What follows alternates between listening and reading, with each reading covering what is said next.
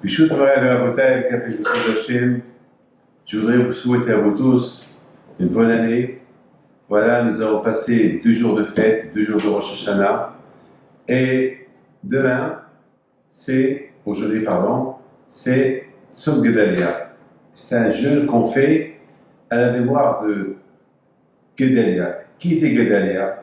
Alors, Gedalia, c'était après la destruction de Beth Amikdash, le premier temple. Le roi Nabucodonosor, il a nommé un juif qui s'appelle Gedalia, c'est un tzaddik qui va le représenter. Vous savez très bien qu'à l'époque, les empires, l'empire romain, l'empire de Babel, l'empire de Grec, même à un moment donné, ils étaient vraiment, ils avaient un empire étalé dans tout le Moyen-Orient. Donc, ils avaient des représentants partout. Une fois que tout Jérusalem, Israël est détruite, il y avait encore des Juifs. Donc, le roi Nabucodonosor, il a nommé un qui s'appelle Gedalia. Et malheureusement, ce Gedalia, c'était un grand tzaddik. Il avait un ennemi qui s'appelle Ishmaël. Donc, c'est un juif. Et il est venu chez lui. Il a fait croire qu'il l'aime. Il a fait croire qu'il veut vivre en paix avec lui. Parce qu'à l'époque, ils étaient 2 rivales. Donc, maintenant, alors, ils ont averti Gedalia. Ils ont dit, tu sais que Ishmaël, c'est un traître. Il peut te faire du mal. Il leur a dit, mais non, vous n'avez pas le droit de critiquer un juif. Mais non, regarde, ça y est, depuis nous, on a fait la paix. Lui était un homme très tzaddik. Il faisait confiance à tout le monde. Il ne voulait pas écouter de la shara sur tout le monde.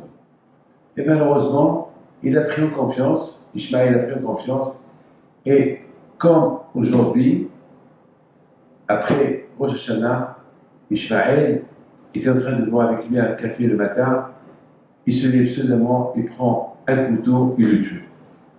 Donc ça a fait un grand bruit. Le roi Nabucodonosor, il n'a pas admis, il n'était pas content de ce qui s'est passé entre les Juifs. Et là, malheureusement, il a envoyé son armée et ils ont fini avec le peu de Juifs qui restaient en Israël.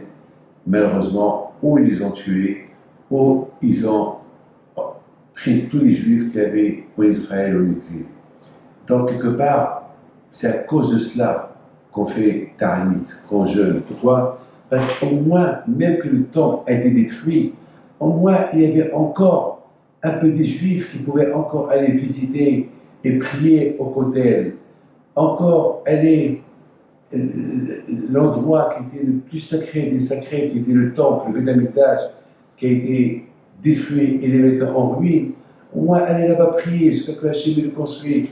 Mais avec ces événements qui se sont passés, donc Nabucodonosor, il a fait exiler tout le reste des Juifs qui avaient en Israël. Et Israël est resté comme ça vide plusieurs années. Et par rapport à ce tzaddik qui a été tué, par rapport à Hachem, que son nom a été déshonoré, alors on fait le jeûne de Gedalia. Mais moi j'ai une question. La question que j'ai, mais il y a beaucoup de tzaddikim qui sont morts, qui ont été tués. On ne fait pas un jeûne pour eux. Là, c'est vrai, le jeûne de Gedalia, c'est pas comme le jeûne de Tisha B'Av, c'est pas comme le jeûne de Kippour, c'est pas comme le jeûne du 7 Tammuz ou le 10 Tébet. Mais quand même, c'est un jeûne que tous les juifs doivent jeûner. Et c'est une obligation, sauf bien sûr que les malades, ils ne peuvent pas jeûner, ou les femmes qui sont enceintes, ils ne peuvent pas jeûner. Il y a des cas où on ne peut pas dire ah, c'est un petit jeûne, on ne jeûne pas. Non, il faut le jeûner. C'est comme le jeûne d'Esther. C'est pas obligatoire, mais c'est une obligatoire. C'est pas obligatoire pour certains cas, mais pour certains cas, c'est obligatoire. Alors, Rabbi, notre question, elle est comment est-ce possible, qu'est-ce qu'il y a de spécial dans ce jeûne-là de Gedalia que on a l'obligation de le jeûner, il y a même des halachot, des lois de ce jeûne-là. Pourquoi? Mes amis, il faut savoir une chose. De Rosh Hashanah à Kippour, il y a 10 jours. 10 jours de pénitence. 10 jours de pénitence. Et c'est l'équivalent des 10 commandements. Les 2 premiers jours de Rosh Hashanah, ça représente les 2 premiers commandements de lorsqu'Hachem nous a donné la Torah, les 10 commandements. c'est pendant ces 2 jours-là qu'on couronne Hachem, qui soit le roi sur nous. Même que toute l'année on le couronne, mais ces 2 jours-là, particulièrement ces 2 jours-là, c'est les jours que vraiment on le couronne avec tout cœur, avec le chauffard et une prière, etc., etc. Donc bien sûr, chaque jour, il représente quelque chose jusqu'à Kippour. Kippour, c'est le 10e jour. Donc le 10e jour, on a, après 10 jours de pénitence, de Rosh Hashanah Kippour, c'est pour réparer les 10 commandements et toute la Torah qui est liée avec les 10 commandements. À Kippour, une fois qu'on a réparé tous les commandements, donc, a priori, on ne peut que être content. Maintenant, le 3e jour de ces 10 jours de pénitence, c'est le jour de Guédalia.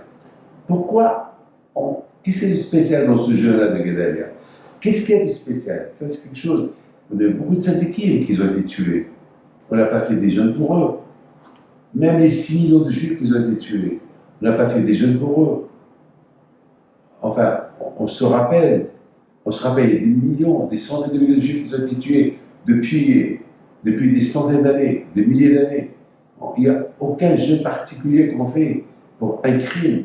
Et pourquoi pour le Guédalia qui a été tué, on fait un jeûne? Mes amis, j'ai pensé une bonne réponse. A priori, à Rosh Hashanah, c'est les jours qu'on fait une grande teshuva. C'est le jour du jugement. On est jugé. Tout déjà est décidé. À Rosh Hashanah, tout est décidé. Maintenant, il manque que la signature. La signature, c'est à Kippour. Mais entre Rosh Hashanah et Kippour, pendant ces 10 jours-là, les choses peuvent changer.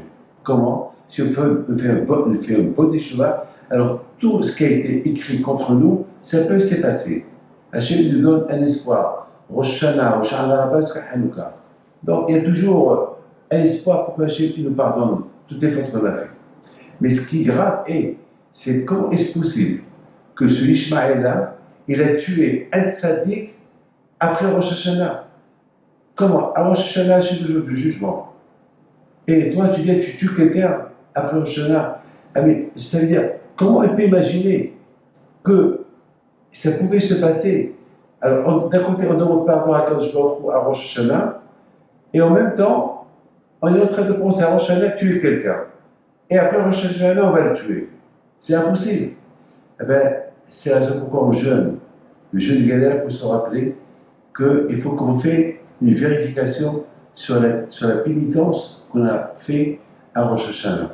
Est-ce qu'il était bien ou pas? Parce que d'après l'histoire d'Ishmaël et Guédalia, on a vu que ça pouvait arriver. Il y a beaucoup de gens qui, malheureusement, ils croient qu'ils ont fait une bonne teshuva, ils n'ont rien fait comme teshuva. La preuve, voilà, sur Ishmaël, avec ses copains, ils ont fait une grande teshuva à Rosh Hashanah, premier jour, deuxième jour, et le 13e jour, ils ont tué quelqu'un. Donc, c'est la raison pour qu'on jeûne, pour qu'on prenne conscience, est-ce qu'on a fait une bonne teshuva? Est-ce que, c'est comme quelqu'un qui, comme une femme, par exemple, qu'elle va au mikvé, soi-disant pour se tromper parce qu'elle est nida, et se trompe au mikvé alors qu'elle est nida. Ça ne marche pas. Pour qu'elle se trompe au mikvé, il faut qu'elle soit pure, propre. Et là, elle peut venir au mikvé. Là aussi, des années, on ne peut pas faire teshuva à Rosh Hashanah et faire une grande teshuva. On sait que c'est le jour du jugement, et en même temps, on pense fauter, en même temps, on pense tuer quelqu'un, et lorsqu'on pense faire du mal, on risque de le faire. C'est la raison pour qu'on fait le jeûne de Guédalia pour vérifier est-ce qu'hier, à Rosh Hashanah, fait une bonne teshuva ou pas. Je vous souhaite une bonne année, que le bon Dieu vous protège, vous donne la santé et la joie. Amen.